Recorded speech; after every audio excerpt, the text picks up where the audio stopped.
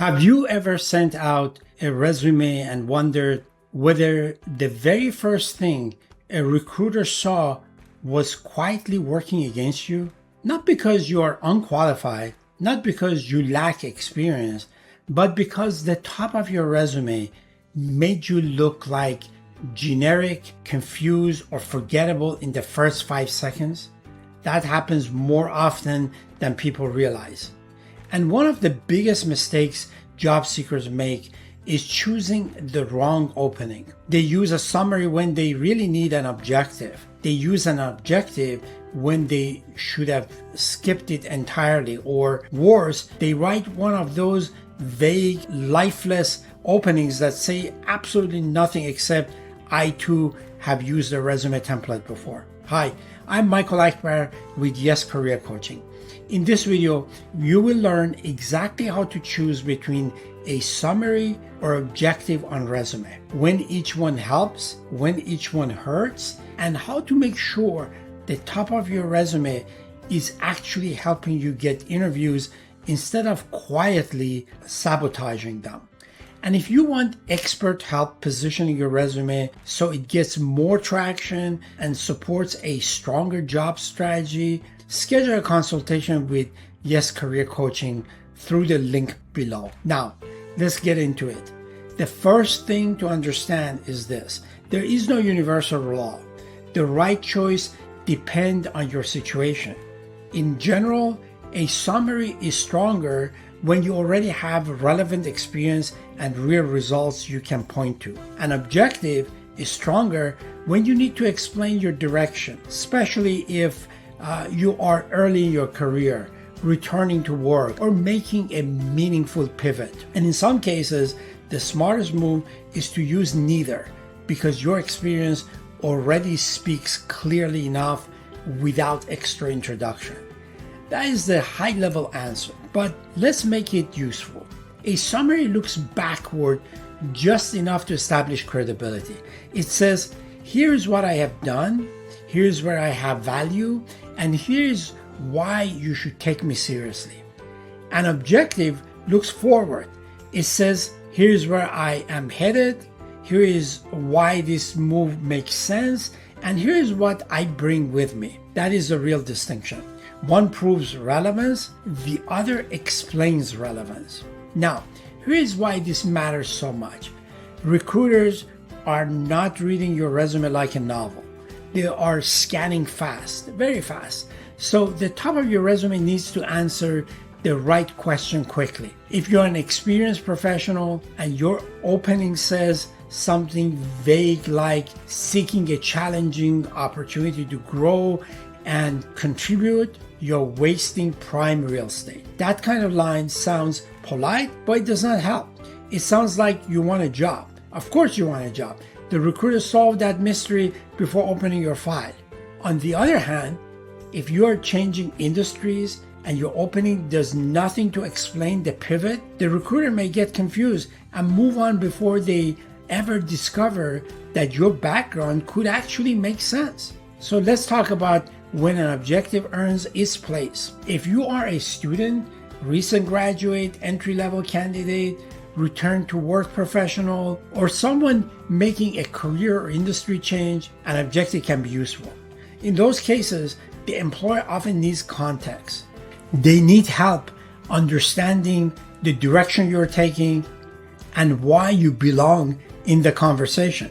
For example, if you're moving from education into learning and development, or from customer service into sales, a focus objective can quickly connect the dots. It can say, I know this may not be the obvious path at first glance, but here's why it actually makes sense. That is value.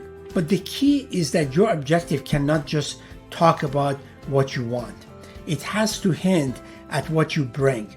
Otherwise, it sounds self-focused instead of strategically relevant.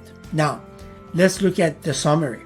A summary is usually the better choice for experienced professionals, specialists, and leaders.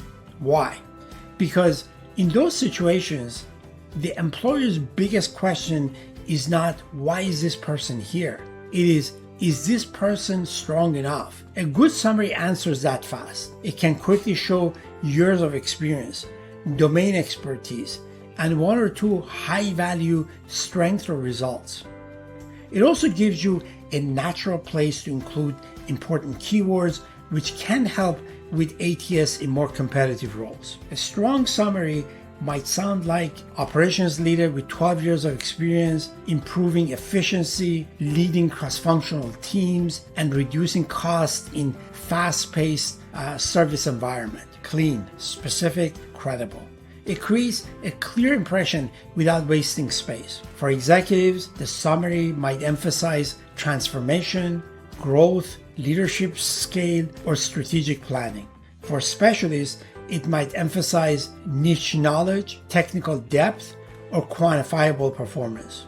The point is that it should feel like a brief case for why you are already relevant. Now, here's something people do not hear often enough. Sometimes you should skip both. That is right. Neither summary or objective is mandatory. If your resume already opens with a clear headline, a strong target role, a highly relevant recent experience, you may not need either. In some cases, forcing one in just because you think resumes are supposed to have one actually weakens the page. If the section adds clarity, keep it. If it repeats the obvious or sounds generic, cut it. Your resume does not need more content. It needs more useful content. That is a big difference. Now, let's talk about how to write these well, because the problem is often not the category. It is the execution.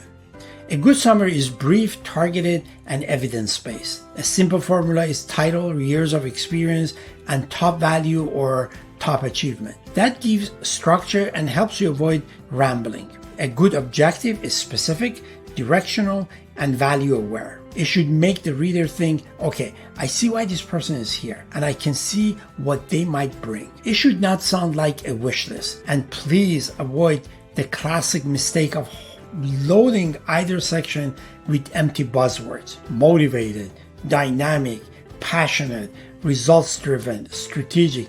Those words are not useless, but without proof, they're just a decorative wallpaper. Also, do not let these sections become too long. This is not your life story. If your summary objective is becoming a paragraph-sized block of fog, it is too much. Clarity wins, and tailoring matters. One of the easiest ways to strengthen this section is to study the job description and ask, what would this employer most want to see in the first few lines? Then naturally reflect that.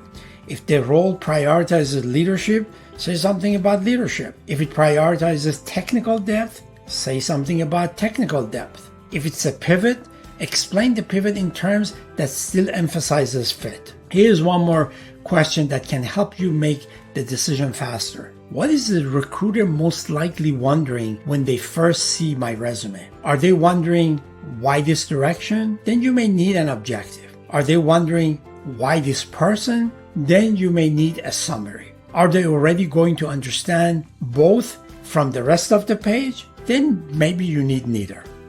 And that is a simple way to think about it. And here's the fast rule I promised.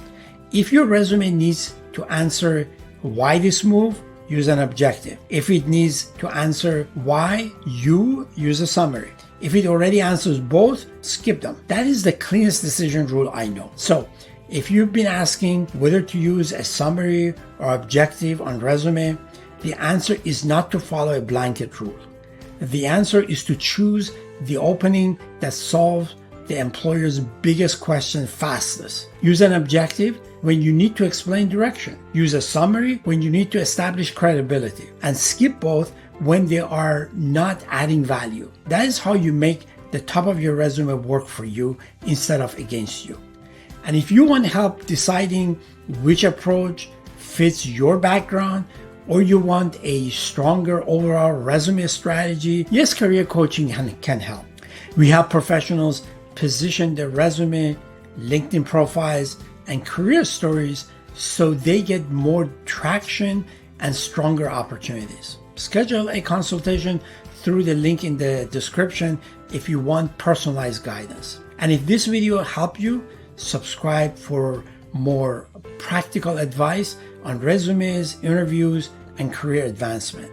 Thanks for watching, and I'll see you in the next video.